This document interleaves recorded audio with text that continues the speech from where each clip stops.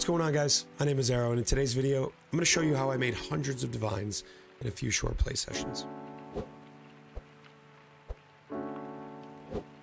This is a strategy that I've wanted to try for a few leagues now. I love Harbinger farming for whatever reason, and using some Magic Find in these memories is always something that I thought would be a lot of fun. With the introduction of the Wildwood, it completely changed the game on how much you can farm in a Kirac memory. The Kirac memory of Survivor's Guilt says that items found in areas are replaced by stacks of currency shards. So effectively what happens is loot gets dropped on the ground, and no matter what it is, it gets randomly turned into a currency shard. As far as we know, this is not affected by rarity in any way. So if you have a giant scarab explosion from a monster, it's going to turn all of those into random shards. But also if you kill a monster that drops 25 white items, this will also get converted into shards. So the idea here is getting as much quantity as we can and going into white maps because tier does not matter, and just trying to drop the most amount of items possible. Gameplay is simple. You stack as much quantity as you can, you go into the memory, and you kill all the monsters. Rolling the maps is very simple and straightforward. You don't need a lot of materials, doesn't take very much time, and the biggest benefit of this is everything that you pick up will be a currency shard, which means bulk selling will take you 5 minutes to liquidate any size play session. I did a sample size of 100 maps, that is 25 memories. In those 25 memories, I picked up 367 divines worth of loot. So we're gonna jump in and we're gonna talk about the strategy, and then we're gonna talk about the build that I used to farm this strategy. Let's go. Okay, so let's start with the money. How did we do? We did awesome. I picked up all shards for fractures, ancients, annuls, and exalted orbs, and then I have my loot filter set to show me 6 or more chaos shards. I know that sounds like not much. I know there's some magic finders who aren't even picking up chaos orbs now, but in these maps, you're standing around waiting for the Harbies to spawn a lot, and the items drop basically in a pile. So picking up chaos shards is effortless. There's not a lot of things to pick up, so I actually found it worth it to pick up these chaos orbs. Now this number of chaos orbs that I have here, this is the amount of chaos orbs I picked up on top of the ones that I used to roll my maps. I had a pile of chaos orbs here, and as I would use them, when I would pick up shards, it would fill up these stacks, and so I couldn't really keep track of how many chaos orbs I picked up without emptying my inventory of chaos orbs every single time, which I wasn't willing to do. So just know that this number of chaos orbs is the additional chaos that I picked up on top of all of the chaos I used to roll my maps. Our maps cost us around 57 divines total to do all 25 memories. That is including a price of 1.5 divines per memory. I paid less than that, but it appears that they're going up, and it may be because people were watching me do this on stream and drop a lot of these fracture shards. So 57 divines in cost. What did we make? We made 280 divines worth of fracture shards. You see the pile of 7.5 here. We have 24 divines in ancients, 40 divines in annuls, and 18 divines in other random currency. Believe it or not, Harbinger's orbs actually sell for a ton in bulk. You look at a decent sized stock here, you see that they sell for 15 to 1 divine, and we picked up a bunch of them. These sell so well because they are used to create beachheads, which can drop infused beachheads, which are 20 divines right now. So this is everything that we picked up. Now the deli orbs that we used also dropped random stuff. I put that in a different tab. Don't worry about any of the stuff that drops from those. It's not super important. I was using the cheapest deli orbs possible. So I would get things like fossils and essences and stuff that didn't really matter. So I just threw that in another tab. That's bonus money. But this is everything else that we picked up. I'm going to be able to make few trades and liquidate everything. It's going to take me a couple minutes. And honestly, I think this is the greatest thing about this strategy. Not only is it super brain off, it's really, really easy to run, but it takes no time to liquidate. I actually mean that. If you are doing a Abyss Magic Find strategy, you are picking up all kinds of stuff. You're bulk selling your maps, you're bulk selling scarabs, you're bulk selling essences and other things that drop. You have so much stuff that you have to sell at the end, random rares and uniques, and trying to price things. It's so much more time consuming. Now, you make a lot of money doing it, but it's a lot of work. And a lot of people are looking for strategies that are less work than that Magic Find strategy that's so popular right now. So this is going to net you, what, I think maybe 8 or 9 total currencies. I'm not going to sell the Chaos. I'm not going to sell the Exalts. I'll probably just use them. Same thing with the Regals. Horizons are super cheap. I would probably not even have these on my filter. They're worth about a Chaos a piece, I think. But I will sell the Harpy Orbs. I will sell the Annuls, the Ancients, and the Fracturing Orbs. If this takes me more than 10 total trades, I will be blown away to liquidate absolutely everything. The more bulk you have of Ancients and Annuls, the faster they sell. So let's take a look at the item that you need. You need the Kirac's Memory of Survivor's Guilt. We're going to go put one in. What you want to do is you want to take off all of your Void Stones and run these on tier 1 maps. The reason is there's no difference between a tier 1 and a tier 16 for the purposes of this strategy. We're not doing altars. We're not dropping invitations. We're just getting Harbinger currency. Everything that drops in the map gets turned into it, no matter the tier. So you take the Kirac's Memory of Survivor's Guilt. Do not use the other Kirac memory for Harpy. It does not function the same way. So put this onto Glacier. The reason that we pick Glacier is because it's going to be 4 maps guaranteed every time. And the maps that are going to be tier 4 are going to be the most valuable. And I'll get into that in a second.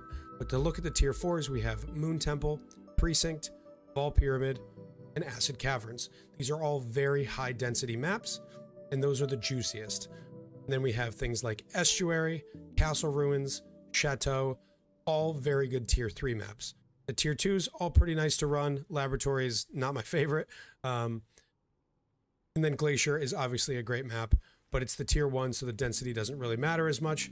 And now I'm going to show you why. So then you come in and you talk to Kirac here. You have a map that shows up like this in a map device.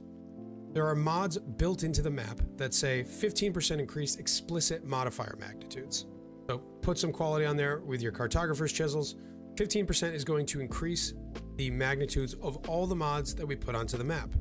That includes the number of rare monsters. It's tier 1, 27%. As you see, it says 15% increased. That now becomes 31. What this does is it makes the map harder, but it also increases the quant, rarity, and pack size in the map. So the potential high-end quant that you can get on one of these maps is almost 200%. I haven't seen over 200 yet, but I've done a couple in the 190s, a bunch in the 180s, when you 8 mod them with a Vol Orb.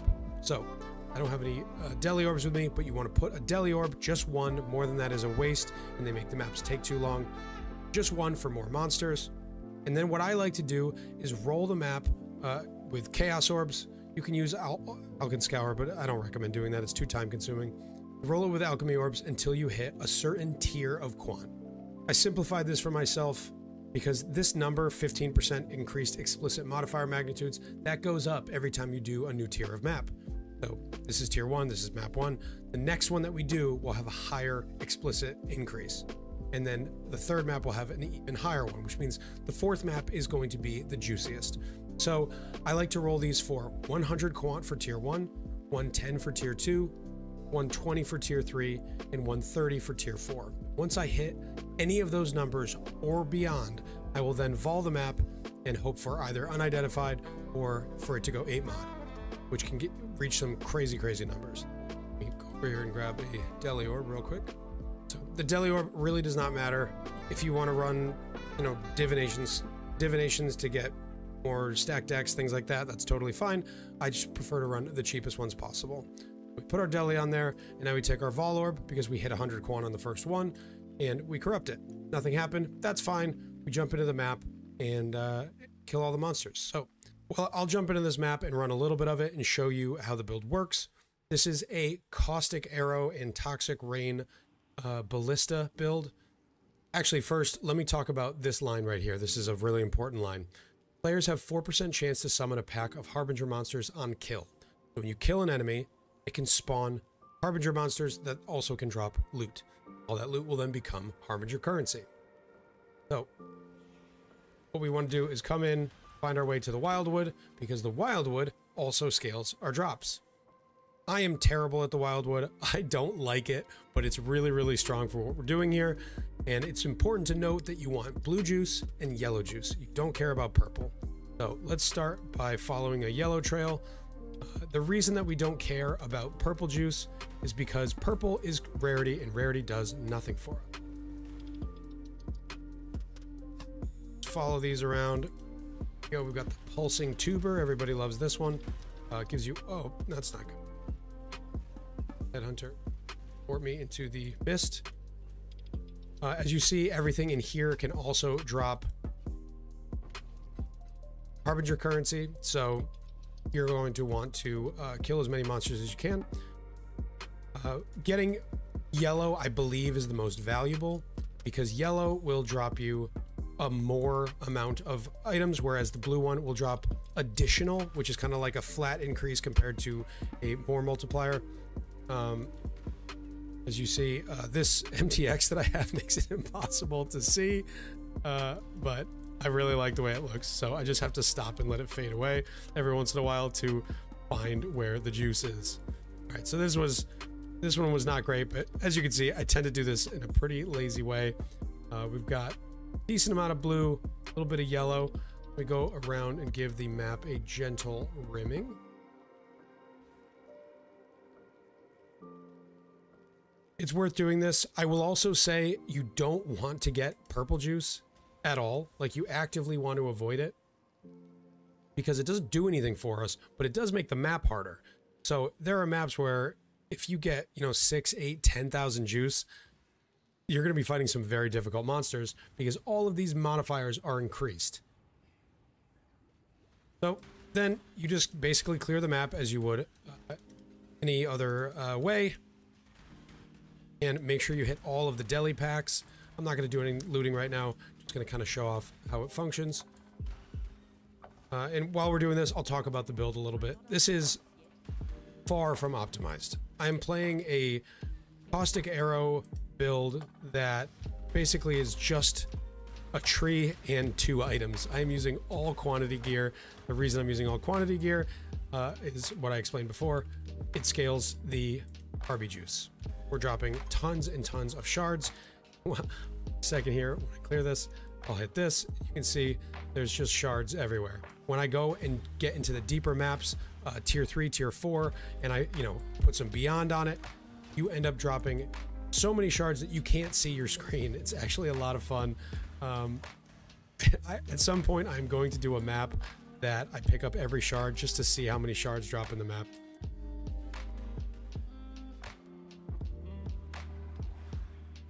So we haven't found any interesting mechanics yet, but there are a lot of mechanics that really juice this up. So things like Legion, Breach, Blight, all very, very strong for the amount of shards that you're going to drop, because it drops a lot of just generic items. All that matters, doesn't matter what they are, doesn't matter how rare they are, just want to drop more items. Expedition is really good as well. A really interesting one that I'll talk about in a minute is the Smuggler's Cache. Smuggler's Cache will drop you a ridiculous number of the rogue markers. Uh-oh. Thick boy.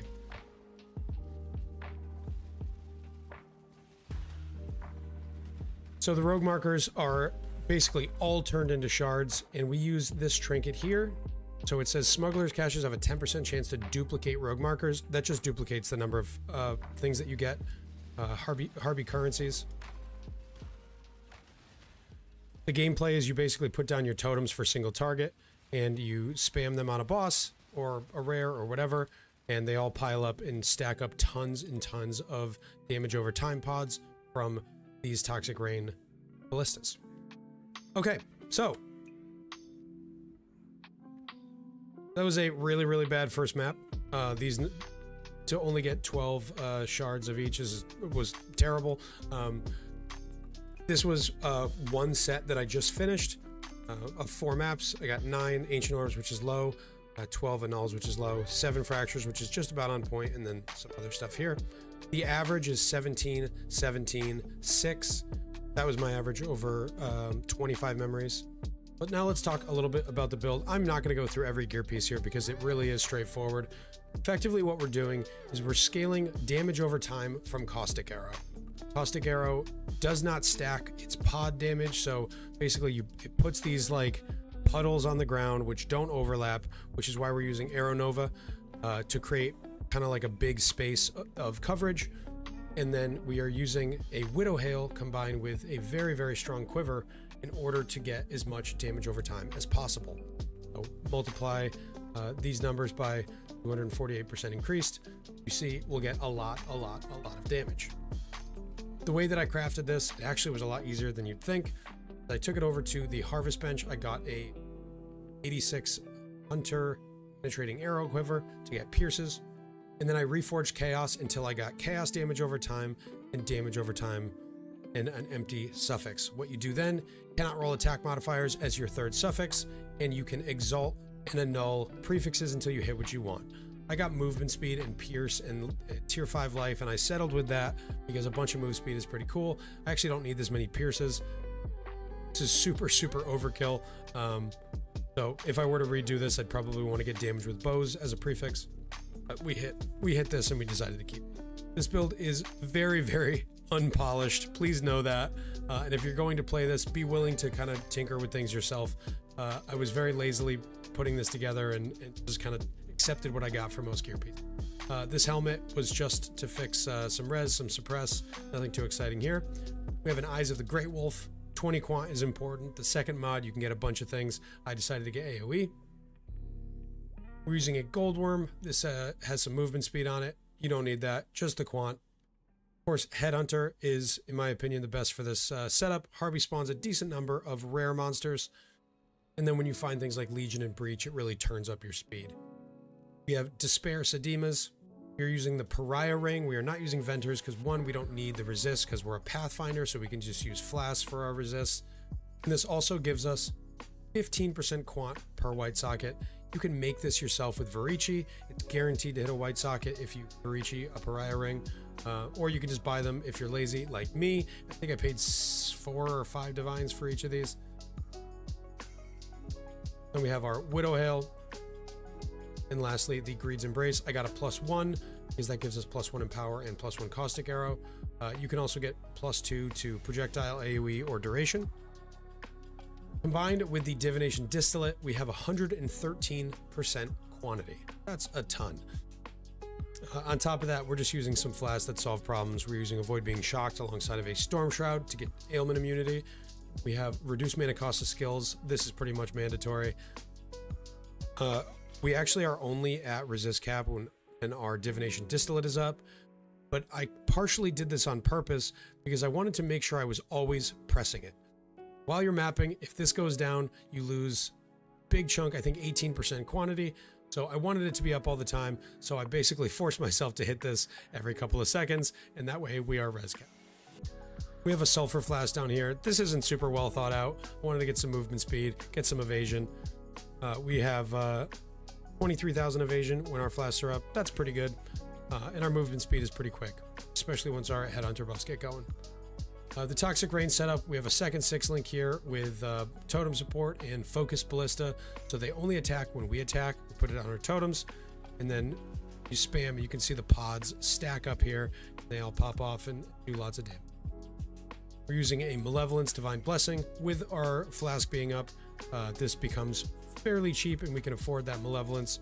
And this Divination Distillate will always be up, so we're always actually healing mana through this item because we are a Pathfinder using Master Surgeon. 100% uptime with Divination Distillate. We have a Frenzy Mana Forge Scourge Arrow setup. This is just more hits, more damage, more wither stacks. We run a Vol Haste on our left click here. The trick to this is to have always attack without moving. So then when you click Vol Haste on your left click, it'll just go off pretty much all the time. Our auras, we're running Haste, Clarity, and Grace. The Clarity is to enable the Watcher's Eye that has 10% chance to recover 10% of mana when you use a skill while affected by Clarity. This is significantly cheaper than -10 mana cost while affected by Clarity, and effectively does the same thing for us. It's constantly topping off our mana. As you can see, when we spam our skills here, every once in a while it'll just jump up and fill us to full. So even without our mana flask up, that really helps. Pretty standard Pathfinder stuff here. We've got Wither Effect, Flask stuff. On our tree, we're taking spell suppression where we can. We're grabbing this wheel here, even though we're not a poison build. We're grabbing poison chance. In order to get enemies poisoned by you cannot deal crits. Critical strikes when you're scaling the blue juice are absolutely insane, and this is pretty much mandatory. When I was getting to the really high juice maps, I was getting one shot by crits. So once I put this on, that pretty much stopped happening. You want to get a couple of chaos clusters here. Unspeakable Gifts is really nice. This is effectively the Occultist Explode. It's 10% of your life. We have 2 of those. Then on top of that, that 20%, we have 14% here. We have 15% here. So that's 29, 49. And then we also have a That Which Was Taken Jewel, which gives us another 15%. We actually have more Explode than Occultist.